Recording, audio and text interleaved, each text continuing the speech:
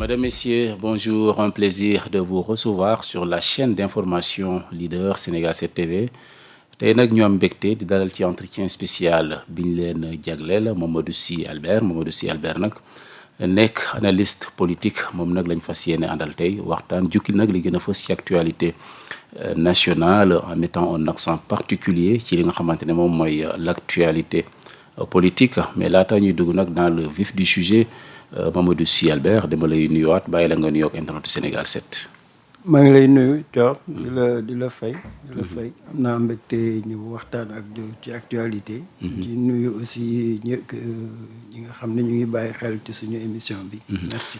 alors merci beaucoup actualité bi wax nga ko sànq bokk na ci li ci gën a fës mooy conférence de presse bi nga xamante ne le président de la République Bassirou Diomaye Faye may na ko à la présidente de la République doon fa jàkkaarloog suñuy naataango en tout cas 3. di waxtaan ci li nga xamante ne jamono ji moom moo gën a fës ci li nga xamante ne moom mooy les 2 ans d'exercice du pouvoir ou tout simplement du régime de Bassirou Diomaye Faye et d'Ousmane Sonko le tandem donc à la tête de ce pays. Alors conférence de presse boobu nga xamante ne def na ko le président de la République ci forme bi d'abord nan nga ko jàngate waaw mën nañu wax ne que communication gouvernement moom muy président muy premier ministre bi ñoom ñooy choisir ci ban kanam lañ koy defee. bon mën na nekk conférence de presse dajale journaliste yëpp Sénégal yu nekk ci Afrique ci àdduna bi loolu format la. bon am na format bi nga xam ne aussi mën nga tànn juróom ba juróom-benn loolu format la beneen format aussi bu am mën nga président wala premier ministre mën na jël. tànn kenn waxtaan ak kenn donc format yi bëri na lu ñu leen wuute mooy kuy def conférence bi lan la bëgg a wax président tànn na format boobu xam naa ne conseiller am communication aussi liggéey nañu pour jàpp format boobu maanaam jël ñaari télévision ñaari groupe de presse ñuy def conférence ak entretien sax lañ koy tuddee. entretien effectivement. bon donc mu am modérateur ki nga xam ne bon journaliste la mais ci nguur la bokk bon am na expérience aussi ci en termes de communication pour modérer pour jiite waxtaan bi. lan la ñuy waxtaanee naka la ñuy waxtaanee bon. format boobu la choisir boo xoolee bu baax aussi am na explication président dafa bëggoon def concentration ci ñaari fànn mooy bilan bi ak problème situation moom ak premier ministre moom ak Pastef donc ñaari pàcc yooyu moo tax mënul woon am par exemple juróomi journaliste wala juróom-benn wala juróom-ñett. daf koy disperser bëggul woon ñu divertir ko en tout cas. voilà dafa bëggoon concentré mu am ñaar xam nga boo amee interlocuteur ñaar bokkul ak 10 interlocuteurs wala 20 bokkul mais boo amee ñaar tu es concentré xam nga kii fan la féete à gauche keneen kii à droite ba ku nekk ci centre bi yow ci moom rek ngay concentré boo xoolee bu baax ci orientation communique forme bi bon Pape Alé joué na rôle bu mag pour guider le président de la République que loolu aussi affaire technique de journalisme la. bon je pense que président xam na bu baax a baax ñi mu waxtaanal am nañu expérience. que bëgguñu aussi ñooñu disperser ko ci li mu bëgg a wax. ci message yu bëggoon ci message yi. donc format bu baax la. bon heureusement que journalistes yi ils ont été à la hauteur. heureusement parce que mënoon na foirer. mais que c'est des gens expérimentés am na lu tax ñu ñëw bon kenn wàccul yoon. journaliste poser question bu doyul nga laajaat. bon donc reproche bi ñenn ñi def Moustapha Diop ci question bi mu posé ba président joxoñ la télévision bi mu nekk jiite ko donc c'est des reproches qui ne tiennent pas. non puisque les journalistes étaient à la hauteur bu ñu sukkandikoo ci li nga wax. non defe naa journaliste yi muy bu Walfadjri muy bu TFM bon joué nañu seen rôle maintenant président su waxee que Walfadjri am na lu mu leen di critiquer bon ça aussi ça arrive que président bu dee am na xalaat bon mu jàllale xalaatam bon y a rien de méchant y a rien de méchant wax li nga xam ne lii gis nga ko bon ànduloo ci wala doyu la bon ça fait partie maintenant peut-être que le journaliste de Walfadjri mënoon na réagir aussi bon mais malheureusement pour certains qui critiquent bon xëy na dañ doon xaar réaction mais aussi rebondir ci li président wax remarque observation bi voilà mënoon na am réaction mais je pense que est-ce que posture mu adopté nekkuloon bi gën le calme la sérénité donc face à cette observation moi je pense que c'est moo gën parce que mënoon na ba boo xoolee 2 heures bu teg amul benn couac su tontu woon foofu moo nar a nekk couac bi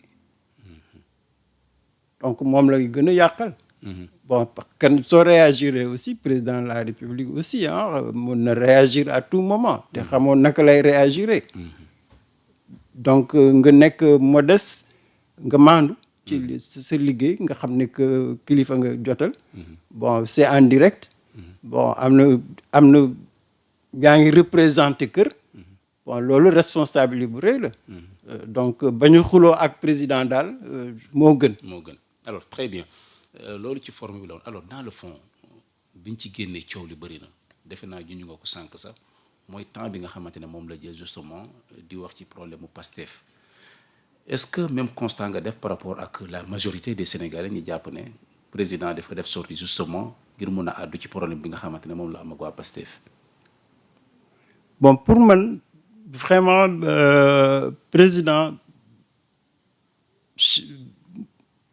su doon jóge na ci Pastef mën naa ko comprendre mais mënoo ñëw nekk président de la République nekk ancien secrétaire général ngay wax ni que yaa ngi bokk ci Pastef ba léegi ba nga ñëw def sortie politique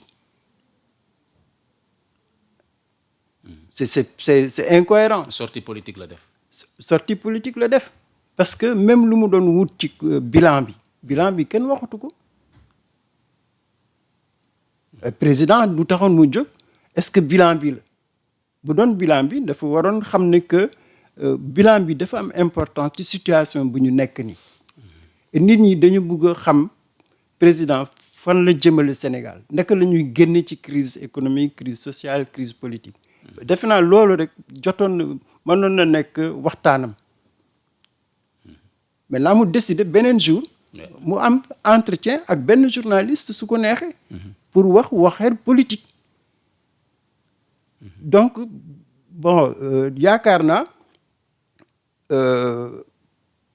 affaire politique wala surtout affaire moom li mu xalaat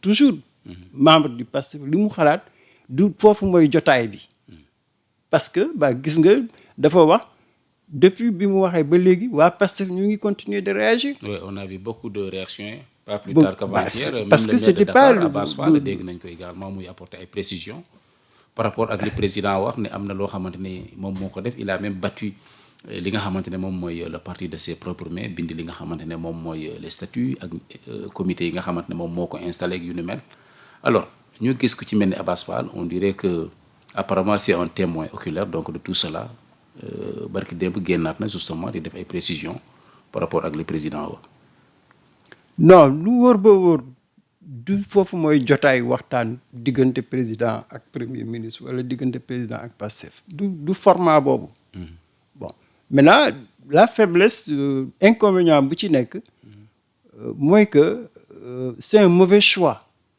c'est-à-dire bu toogoon par exemple moom en tant que président de la République ancien secrétaire général mais mënoon na woo bureau politique Pastef wala moom mu déplacé dem ci Pastef ne kaay leen ñu toog ma wax leen li ma leen di wax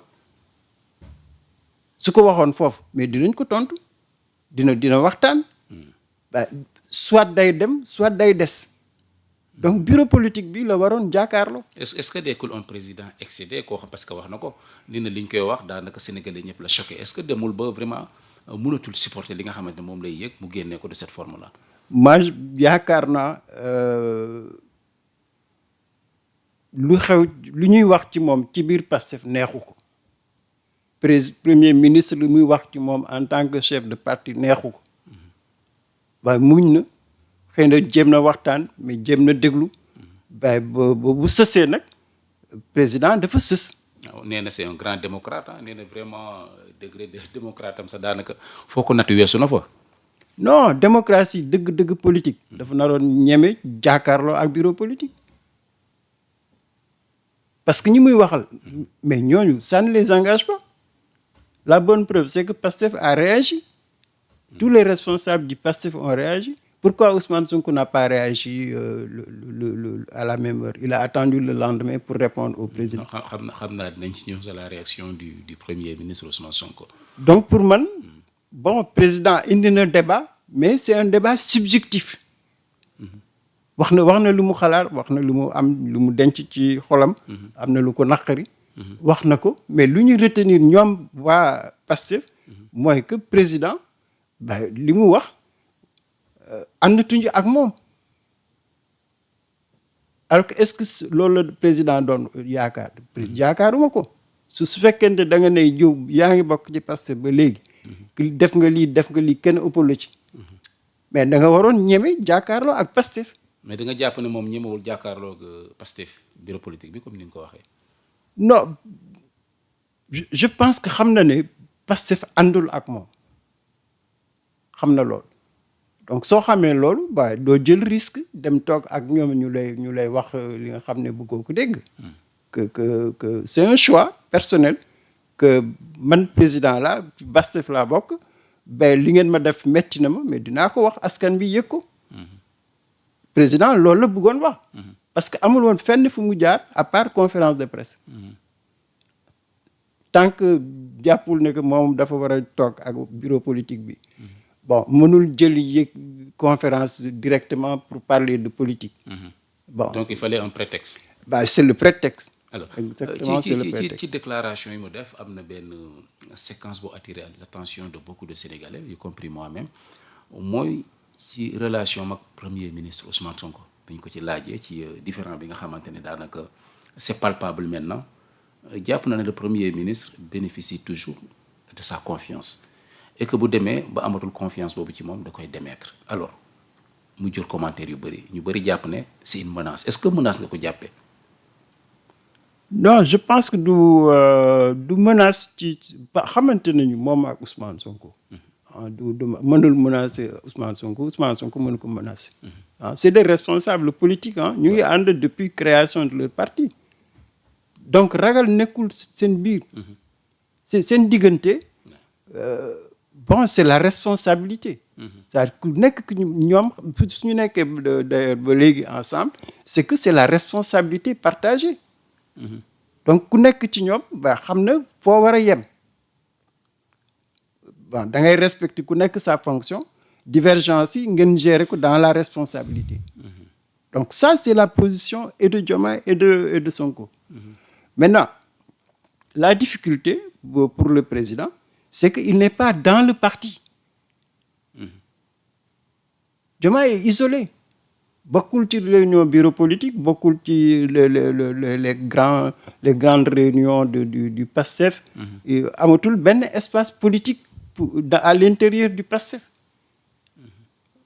bon malheureusement Ousmane Sonko nee na ko ñibbisil ñeneen ñi ne bureau politique bi nee na ko ñibbisil. mais ba léegi président deful acte buy wane ne ko ñibbisil na. mais nee na quand même mënul wor ñi nga xamante ne ñoom la àndaloo ñu jox ko ay récépissé ba mu agsi fi nga xamante ne moom mooy la magistrature suprême les alliés dans la coalition Bassirou Diomaye Faye je pense que loolu aussi xel mun na ko nangu. non pour man président waxul lu mu war a wax. xam nga politique aussi dafa am cohérence. bu dee war na am ngor ci coalition Diomaye bon Pastef xamul lan la ñuy wax. ça Pastef xeex pour moom mu am nguur bon loolu su amul ngor ak ñooñu bu waxee am na ngor ak ñeneen ñi kenn du ko gëm. kenn mënul aussi expliquer militant Pastef yi responsable Pastef yi ak jaar-jaar Pastef que président lu ko fal du Pastef.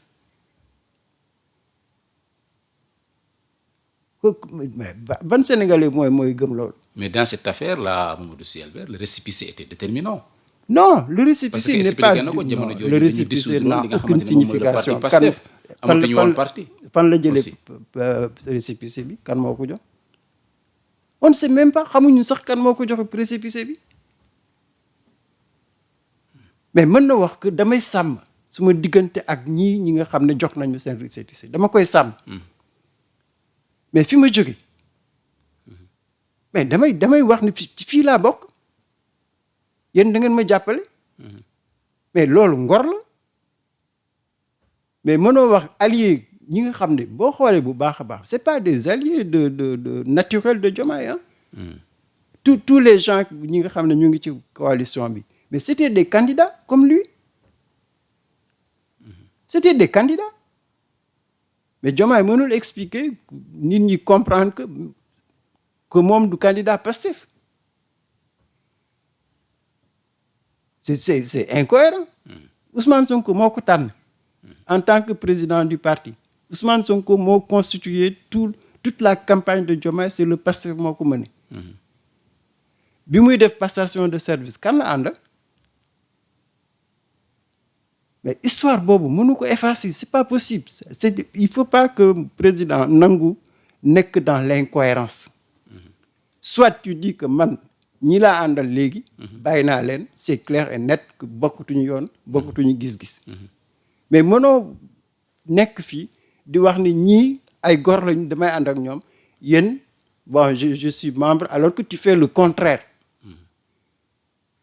je crois que piège boobu il faut que président nangu génn ci clairement à prendre des positions franches et claires. Alors très bien alors constitution may na ko mu changer un premier ministre du jour au lendemain mais le débat qui se pose mooy que est-ce que bu président de la République Bassirou Diomaye Faye changer de premier ministre jëlee fa Ousmane Sonko est-ce que d'une trahison ma question mooy lan lañ mën a xaar le jour où le président de la République prendra un décret pour changer de premier ministre est-ce que mën na susciter ay tensions polémiques ou tout simplement lu xel mën a nangu la ba am na droit am na liberté légitimité dàq premier ministre ça sur le plan politique amul benn problème. Mais la perception.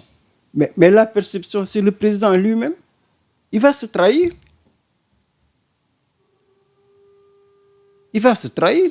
un décret pour du président pour signer un décret pour ne man Ousmane Sonko c'est fini bah, il va se trahir.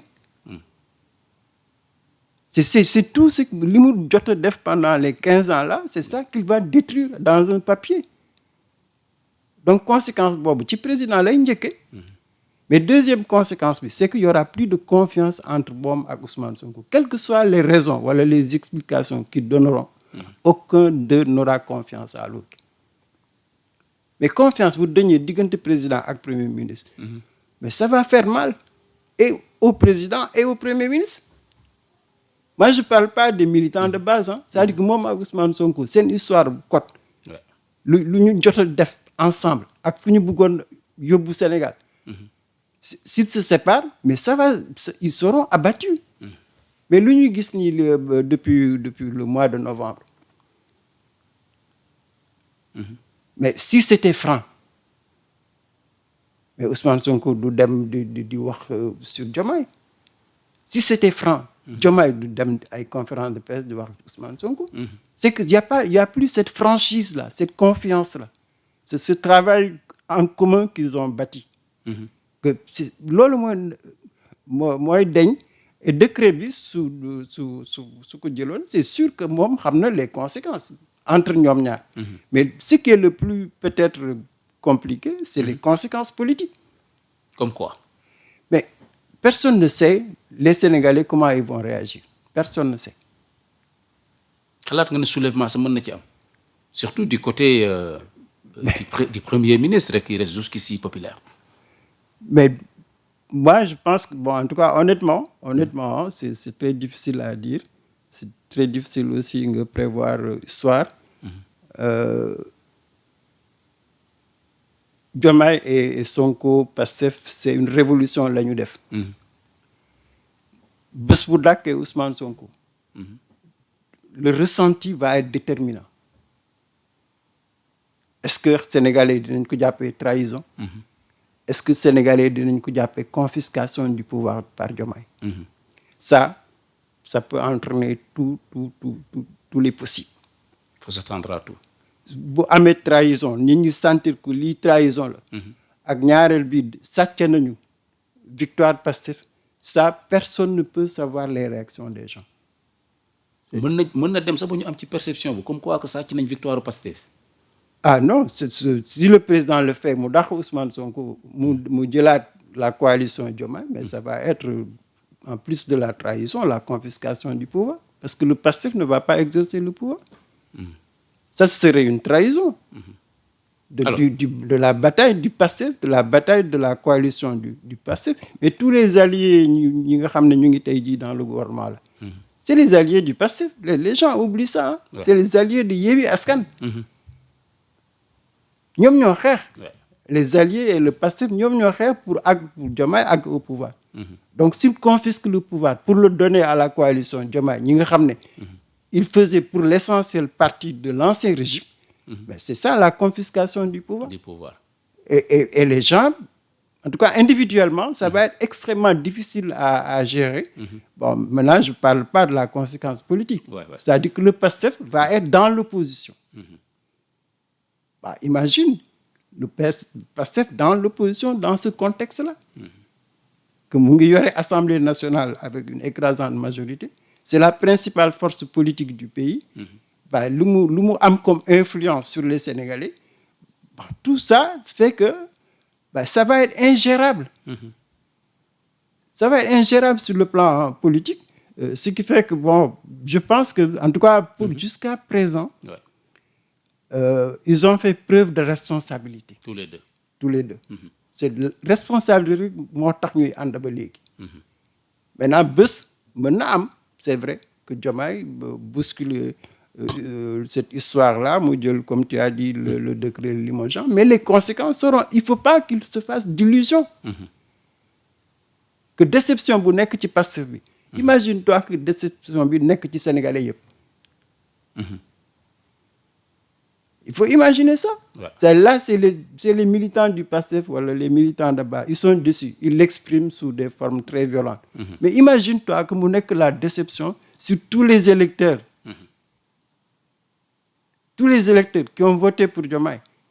Mais personne ne peut imaginer cette réaction-là. C'est ce qui peut se passer. Alors, la sortie du Premier ministre au lendemain de la déclaration ou tout simplement de la sortie du président de la République, ki nga xamante ne moom mooy Ousmane Sonko mi ne incessamment dina génn def le bilan donc de ces 2 années à la primature.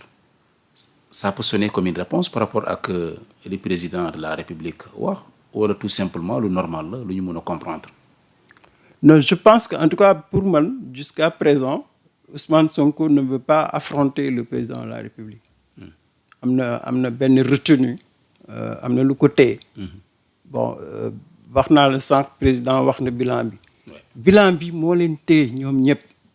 Président warul woon boole bilan ak problème Pastef. Ousmane Sonko aussi su jëlee décision ne day def conférence sur le bilan. yaakaar naa ñemewul indi débat politicien. entre xalaatoon ne dina fa tontu. gënul lu gën mooy mu sauver leur plan de redressement économique et social. na def bilan bu clair pour dire que fii la ñu jëlee réew mi fii la ñu àgg. na wax ak Sénégalais quelles sont les difficultés. Qu'il soit sincère pour expliquer quels sont les blocages, quelles sont les difficultés. ak aussi ban solution la am. Je pense que loolu responsabilité boobu Ousmane Sonko chef de gouvernement chef du PASTEF. chef de la majorité parlementaire c'est sa responsabilité. Donc mën na corriger l'erreur du président. Bon et je pense que en tout cas politiquement Diomaye sait ce que apporte Ousmane Sonko. mais ci sortie bi Sonko di waajal li mu wax le bilan des 2 ans nga war ko def uniquement axé que sur la primature. En quoi c'est pertinent? Le président qui fait son bilan de son côté, le premier ministre bëgg a def le bilan à la primature, est-ce qu'il y a une pertinence? mais c'est ça, c'est-à-dire que bañ a waxtaan président warul woon dugg ci politique. Par exemple, je prends l'exemple. Ils ont fait les 2 ans. Def nañu un communiqué du Conseil des ministres sur les 2 ans. Doyul. Ouais. Mais defuñu le bilan. Le livre bilan de l'alternance. Ouais. C'est ça qu'ils doivent faire. Si Ousmane Sonko ñëwul pour def un discours, mais mu ñëw mu teg document pour dire aux Sénégalais voilà ce que nous avons réalisé.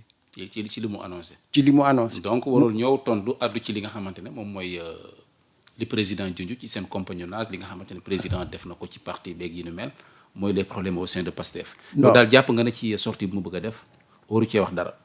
non pour man honnêtement le Pastef doit distinguer la fonction de Ousmane Sonko, Premier ministre, et la fonction de chef de parti. Ouais. Il faut séparer ça. Si nous voulons sauver leur alternance, il faut que nous fassions le bilan sur les 2 ans, nous voir les difficultés à nous jëm. Parce que pourquoi j'insiste sur ça, c'est que quel que soit c'est un avenir. Avenir, ça dépend du bilan qu'ils vont laisser. Ils sont tous les 2 co-responsables du bilan. Et là, je pense qu'ils doivent être conscients que Sénégalais, nelawuñu ñu ngi xaar bilan la ñu laaj. Les résultats. Si nous faisons des résultats, je crois que les Sénégalais prendront le choix soit de reconduire Diomaye ou soit de prendre Ousmane Sonko. C'est le bilan qui va les départager. Tout à fait. Et je crois que Ousmane Sonko peut waxtaan ak président que bilan bi mu nar a def na waxtaan ak président na jël parce que aussi c'est un chef de gouvernement, il dépend du président de la République, mais qu'il clarifie quel est le bilan de leur action. Que ça ne soit pas un bilan personnel ou du président ou du Premier ministre. Mais imagine-toi les ministres qu'ils ont là depuis 2 ans. Mais c'est pas n'importe qui. Mais ces gens-là, ils ne veulent pas être prisonniers d'un bilan personnel de leur action. Ouais. Sénégalais aussi, là, du bilan personnel. Ce qu'ils demandent, c'est réew mi fan la toll. yan jafe-jafe la ñu am fan ngeen bëgg a dem. Mais sortir du débat politicien. Ouais. C'est ça le danger qui menace aussi bien Sonko que le président. C'est le débat politicien là. Ouais. Dafay polluer atmosphère bi mais Sénégalais yi dañuy génn seen loxo ci yéen xaar leen le jour des élections. Et je crois qu'ils doivent éviter ça, c'est possible. Mais à condition, encore une fois, que Premier ministre, balaa muy def le bilan, na waxtaan ak président, waxtaan ak son gouvernement, ñu trouver au moins un accord. Un accord sur le bilan, les réalisations, les perspectives, les difficultés, quelle est la place des Sénégalais. Mais prends par exemple la presse, voilà les syndicats. Ouais. Mais il faut qu'ils parlent à ces gens-là. Où est-ce qu'ils veulent aller? Comment ils veulent y aller? Comment sortir de la situation difficile? Je pense que pour moi, en tout cas, confiance bi mu ngi dépendre ci sincérité bi ñuy def ci bilan. Alors une bataille apparemment dafa am bataille boo xamante ne enclenché wu na depuis le 28 avril bi nga xamante ne le groupe parlementaire PASTEF les Patriotes dugal na une proposition à l'Assemblée nationale, proposition de loi bien entendu pour modifier ñaari dispositions, notamment les articles L29 et L30 du code électoral. À la veille, le président de la République publié ne am na 4 avant-projets yoo xamante ne bëgg na ko dugal justement ngir mën a càmbaraat li nga xamante ne moom mooy le code électoral. Alors loolu bi muy def son face à face avec les journalistes, le président Bassirou Diomaye Faye apprécié na ko jàpp ne gisuloon urgence bu war a mën a tax les députés de la majorité di introduire une proposition de loi. Mu mel ni malentendu am na fa entre le président, ses initiatives à travers les 4 projets 4 avant-projets de loi ak la proposition de loi bi nga xamante ne moom le groupe parlementaire de la majorité dugal. Alors quelle lecture en faites-vous? Non, xam naa daal que y a incompréhension. parce que président bi mu def discours en fin d'année diggoon na que 3 mois 2026 balaa muy jeex dina indi les projets toog na nag ba 3 mois yi passé waaw ñëpp di xalaat lan moo taxoon président génnwul respecté wul li mu son engagement bon en même temps Assemblée jël décision pour modifier les articles 29 et 30 bon c'est incompréhensible. Le président de la République, il a son premier ministre, il a son ministre chargé des relations avec les assemblées, avec l'Assemblée, mais le président mënul bañ a yëg l'initiative parlementaire. Je pense c'est incohérent. Assemblée mënul jël initiative modifiée sans que le premier ministre soit au courant, sans que le président... D'ailleurs même jox nañ ko texte bi soumettre nañ ko à son avis. Donc c'est incohérent. Pour moi maintenant la responsabilité. Mais comment comprendre donc mu ne moom gisul urgence bu war a mën a tax ñu introduire la proposition de loi. Non moi je pense que l'initiative ça peut le justifier les 4 avant-projets yi nga xamante ne war na ko dugal. Non, il y a une urgence en ce sens que pour modifier les articles L29 et L30 il faut le faire avant les 6 mois des élections prochaines. Ouais. Mais l'Assemblée n'est pas aussi endormie que ça. Ils savent que loi boobu pour que lu gën mooy que mu jàll en respectant les conventions qu'on a signées. Bah, puisqu'il y a eu lenteur te ñoom ba léegi Assemblée aussi waxul lu tax demul gis président ne ko mais yow ana sa loi yi ñun am nañu suñu projet de loi on t'a soumis le projet de loi qu'est-ce qu'on fait? Mais pour moi, ce qu'il faut analyser, c'est que le président, à sa démarche, il ne dit pas.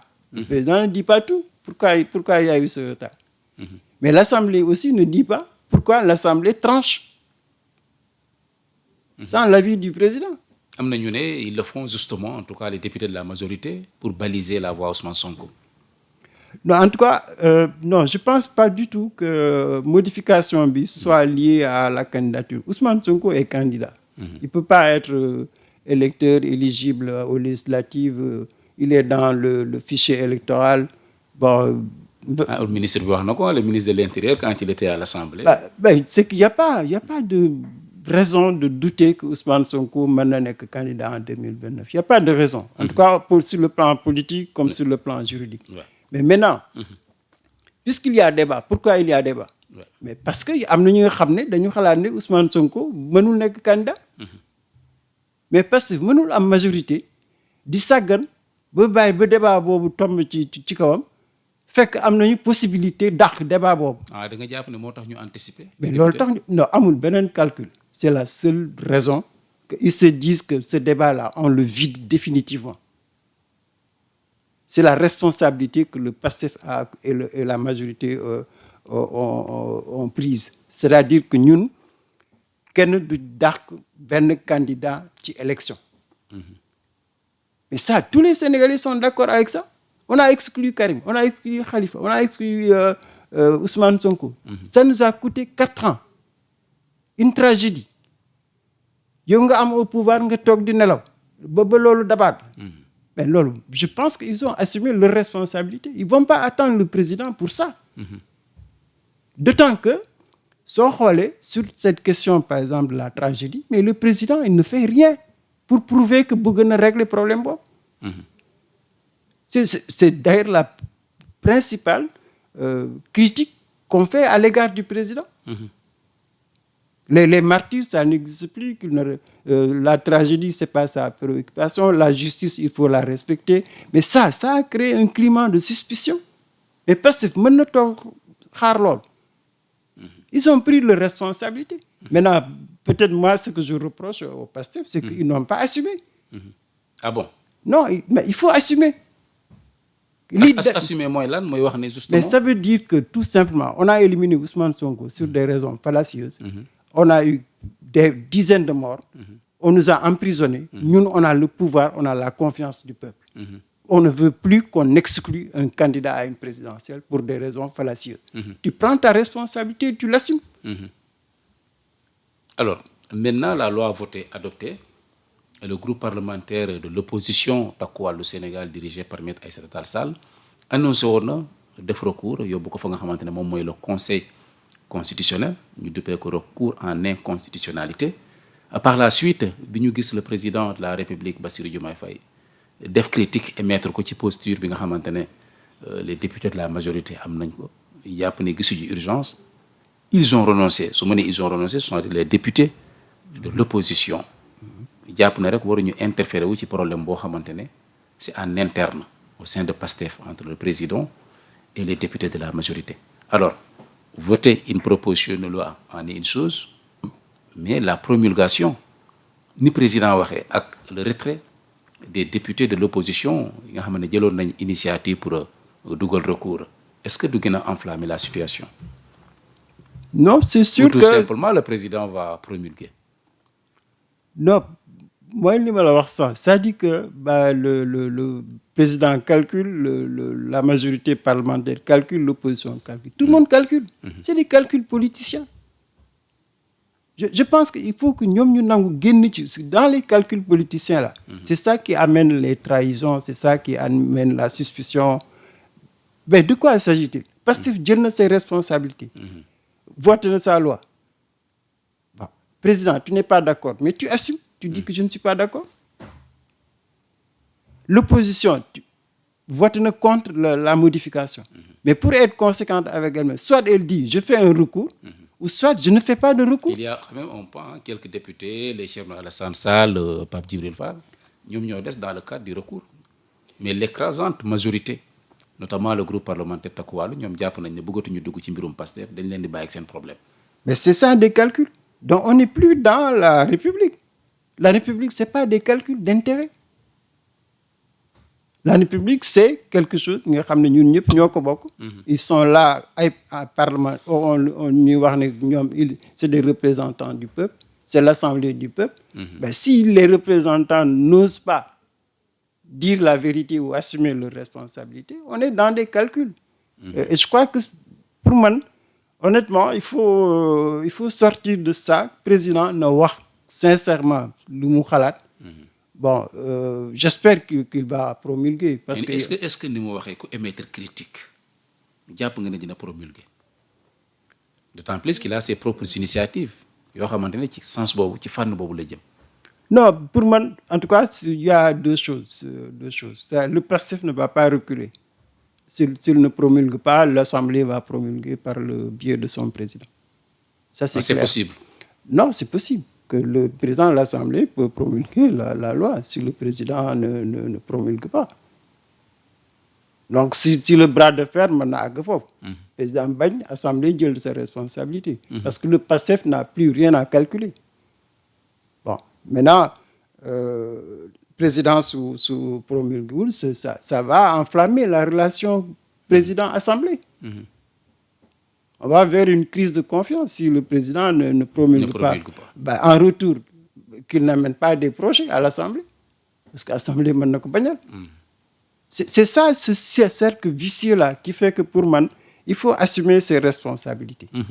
Que le président ne promulgue parce que c'est une loi qui fait avancer la démocratie, qui fait consolider les processus électoraux, ça stabilise le Sénégal dans le domaine électoral.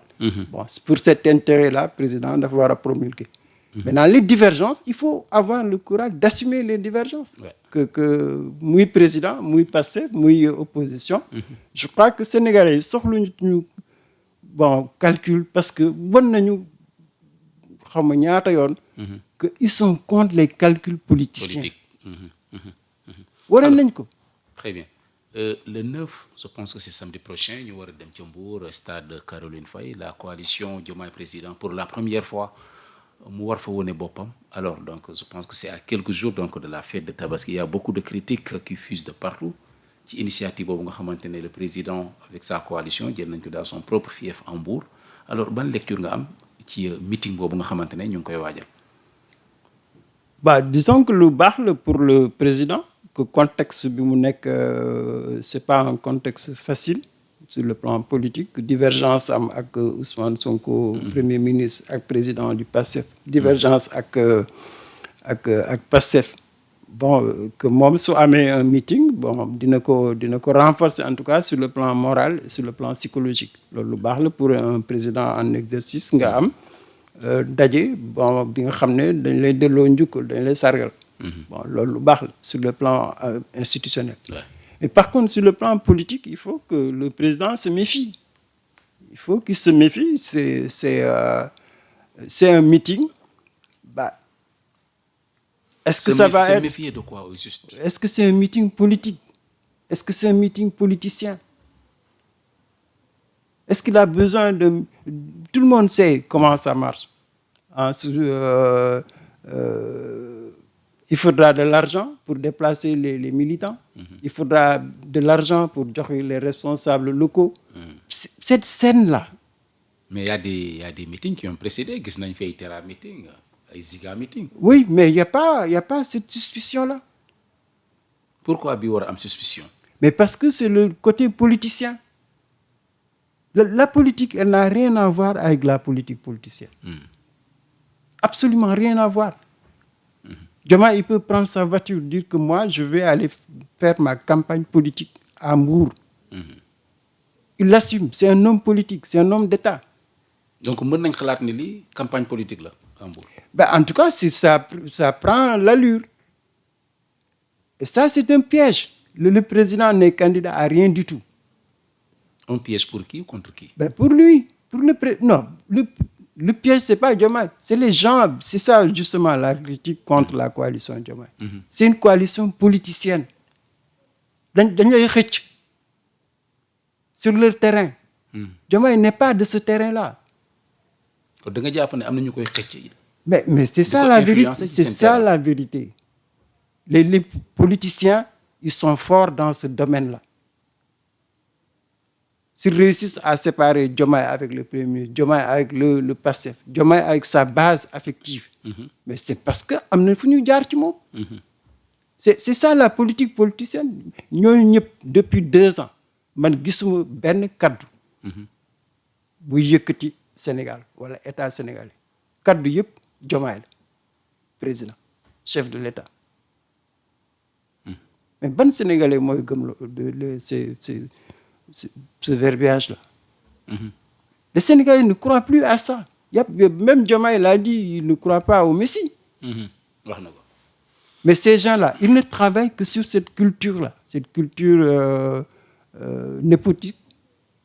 Bon, président warul, en tout cas, je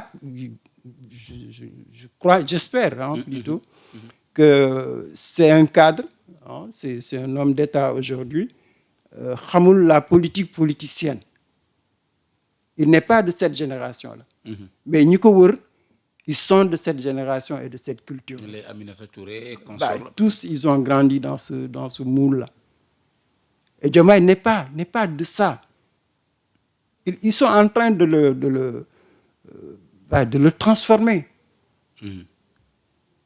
Et c'est un engrenage. Il faut, je ne sais pas comment il va faire, mais la politique politicienne, elle est terrible. Ça craint. Alors, mais récemment, il y a eu des discussions dont le boycott entre le ministre de l'Intérieur, qui a organisé les prochaines échéances électorales, notamment donc les élections municipales de 2027, Bamba Cissé et une frange de l'opposition, puisqu'il y avait beaucoup de boycotts.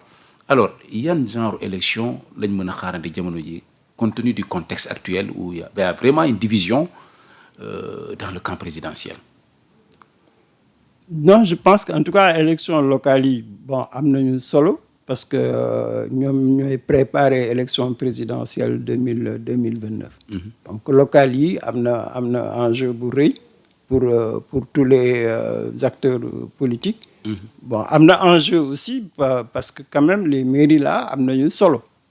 Bon, que les partis politiques veulent contrôler le pouvoir au niveau des mairies, au niveau des départements. Parce que si nous pouvoir politique nous te soit amul base au niveau des mairies, bon, mono doxal dara. Donc ça aussi c'est un enjeu. Maintenant comme tu dis, bon, il y a trop de divisions hein, que ce soit entre le président et le PASTEF, entre le PASTEF et l'opposition. Bon, beaucoup de conflits sont là, hein, mais j'espère quand même que ils vont avoir la maturité. Parce que ce qu'on demande aux gens, mais c'est qu'ils se battent sur le terrain politique. Mais sur le plan électoral, que nous ayons des consensus. Je trouve que ce n'est pas normal que nous continuions à un problème de fichiers, problème de supervision des élections, d'organisation des élections, l'accès aux médias. Mais ces débats-là, le Sénégal doit les dépasser. On doit stabiliser son expérience. Ouais. Maintenant, si nous voulons faire sur le plan politique, mais ils n'ont qu'à aller faire de la politique. Ouais. Je crois qu'il faut distinguer, bon, surtout aussi, par exemple, le ministre de l'Intérieur. Bah, ce n'est pas quelqu'un qui va être là pour le passif ou pour... non. En tout cas, il a été très tôt soupçonné, hein, dès sa nomination comme ministre de l'Intérieur, compte tenu donc de sa proximité avec le Premier ministre. Donc, oui, mais ce n'est pas un politicien. Ouais. Bamba Cissé ne sera jamais un politicien. Ce n'est pas quelqu'un qui va magouiller pour quelqu'un. Ce n'est pas sa nature. Ce n'est pas son engagement. Ce n'est pas son intérêt. Ouais. Mais au nom de quoi il va magouiller pour le passé? Ce n'est pas son genre. Moi, je suis sûr et certain que les gens ne comprennent pas que la politique politicienne, nous sommes bonnes, moins que nit qui intérêt avec lay gis. Intérêt quoi. Ouais. Mais quand tu as un ministre de l'Intérieur qui a assez confirmé sa stature, son expérience, son engagement, tu ne peux pas le soupçonner. Tu ne peux pas le soupçonner. S'il était dans les calculs politiciens, il y a Carnado de Meni, il y a des militaires comme tu passes. Mais quand il y a combien d'avocats qui sont militants de partis politiques? Ils sont nombreux. Ah ouais. Mais lui, il a pris l'engagement citoyen. Quelles que soient ses relations avec Ousmane Sonko, mais il n'a rien à voir avec le parti de Ousmane Sonko. Très bien. On va parler donc de ce bel ouvrage, Mamadou Sy Albert, intitulé Mamadou Sy Albert, la gouvernance patriotique de la rupture systémique en question. C'est un ouvrage qui arrive à son heure. Ñu bari war nañ ko mëna touti voilà comme ni ko woné non ñu bari war nañ ko mëna nak lire jënd ko surtout pour mëna comprendre ce qui s'est passé ces 2 dernières années. Je pense que c'est en 2024 2025 à 2026. Le livre intitulé La gouvernance patriotique de la rupture systémique en question. On va développer l'anneau juste. Bon, merci d'abord pour en parler. Bon, c'est un peu de ñëwaat ci gouvernement président Diomaye depuis 2 ans ñu ngi ci nguur. Bon, je reviens sur en tout cas le bilan, le bilan d'étape des patriotes au pouvoir. Ouais. Bon, sur le plan politique, sur le plan économique et les expériences, les leçons. Bon, ça c'est un élément quand même important du livre. Bon, maintenant le deuxième problème que j'aborde aussi, c'est ils avaient promis une rupture systémique, mais il y a énormément de questions quand même. Beaucoup de questions sur le plan politique, sur le plan économique. On se pose énormément de questions. Est-ce qu'ils vont réussir cette première expérience de rupture avec le système? Ou est-ce que le système n'est pas en train de torpiller l'antisystème? Donc la lutte entre le nouveau qu'incarne le PASTEF et l'ancien régime, cette lutte-là, elle pose beaucoup de questions. Est-ce que le PASTEF a maintenant les capacités? Est-ce que le PASTEF, en tant que parti politique, a les capacités de sortir de cette situation-là? Bon, malheureusement, il y a beaucoup de doutes quand même que les divergences du président et premier ministre, divergences président et PASTEF, les conflits aussi entre le pouvoir et l'opposition, les problèmes des syndicats. Bon, de fait, on est dans un cercle vicieux. on n'a pas rompu. On n'a pas rompu avec l'ancien système. Ouais. Même s'il y a une nouvelle gouvernance qui se met en place. Mais l'ancien système, pour moi, reste la grande menace. C'était pas prématuré de le produire en 2 ans, ou de prévoir également d'ici la fin du mandat, ou tout simplement après la fin du mandat, de réécrire et de produire encore un autre ouvrage? Ah non, je crois que je vais écrire quand même. Là, c'est les 2 ans, parce que j'avais écrit un premier ouvrage sur la gouvernance de Diomaye quand il se mettait en place avec les projets. Bon, je me projetais avec la mouvance de Diomaye. Bon, là, j'ai sorti ce livre-là parce que c'est à mi-mandat. Bon, pour au moins m'orienter, pour voir est-ce que ce que je pensais dans le premier livre, est-ce que ça continue ou pas. Dans le deuxième livre, c'est un peu faire le bilan aussi de mes observations et de voir qu'est-ce qui vient à l'horizon. Bon, maintenant, c'est sûr et certain que je vais revenir quand même. On peut s'attendre à une 3e parution? Non, je pense qu'avant la fin du mandat. 2029, je vais faire un autre. Alors, on peut l'avoir aux presses universitaires. C'est au camp Jérémy, en face de l'université Cheikh Anta Diop. Ou sinon à la librairie Moukat. Et à quel prix? À 10 000 francs. Ouais. Merci beaucoup, Mamadou Sy Albert, analyste politique, écrivain en même temps. Il ne cesse de réfléchir et de nous proposer ces bels ouvrages, comme nous l'avons dit. Donc, la gouvernance patriotique de la rupture systémique en question, ça a été un énorme plaisir. Mamadou Sy Albert, dans l'entretien spécial, comme nous l'avons fait ça, je ne me bàyyi la placer le dernier mot. Non, merci de le remercier de l'invitation. Il me donne aussi l'occasion de parler de mon livre. Je te fais quand même la primeur. Merci beaucoup. Je vais faire la dédicace mercredi, Inch'Allah. Merci beaucoup. Merci. En tout cas, ça a été un immense plaisir, comme nous l'avons dit, de dalal sur nos places, de santé, de gërëm Mamadou Sy Albert, de santé également de gërëm la régie, tout qui gère à LCR, donc cette régie-là, donc de leen di jox dig daje ci beneen entretien spécial ci Sénégal 7 jaa ngeen jëf.